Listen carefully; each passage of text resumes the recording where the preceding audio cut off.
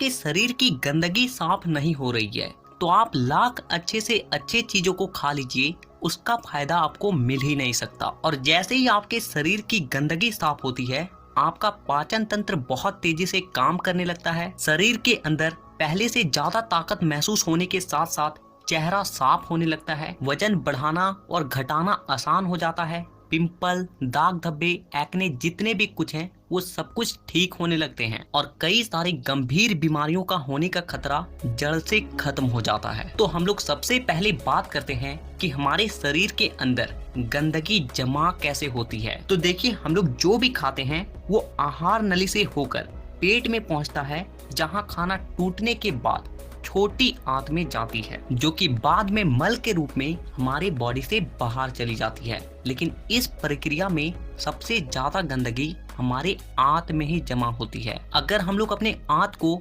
Zoom कर कर देखें तो वो कुछ इस तरह का दिखाई देता है, जिसमें उंगली की तरह दिखने वाली छोटी छोटी उभार होती है, जो कि एक फिल्टर के तरह काम करती है, क्योंकि इन उभार के अंदर नसें होती है जो कि हमारे शरीर के अलग अलग हिस्सों से जुड़ी होती है और इसी नस के जरिए खाने में मौजूद पोषक तत्वों को खींचकर खून में और हमारे शरीर के अलग अलग हिस्सों तक पहुंचाया जाता है। लेकिन जब हम लोग जाने अनजाने में गलत तरीके के खाने का इस्तेमाल करते हैं तो वो हमारे आंतों में चिपकने लगती है और धीरे धीरे दीवार पर एक मोटी परत बनाकर जमा हो जाती है, जिससे कि जब हमारी आंतें खाने में मौजूद पोषक तत्वों को खींचती है तो उसके साथ साथ गंदगी भी हमारे खून में मिल जाती है और फिर शरीर के अलग अलग हिस्सों में जाकर ये गंदगी जमा हो जाती है। जब ये गंदगी खून के जरिए हमारे लीवर तक पहुंचती है तो फैटी लीवर और जॉन्डिस जैसी बीमारियां होती है। जब ये किडनी में जमा होती है तो किडनी स्टोन और फेफड़े में जमा होने से अस्थमा, और जब खून के जरिए दिल तक पहुंचती है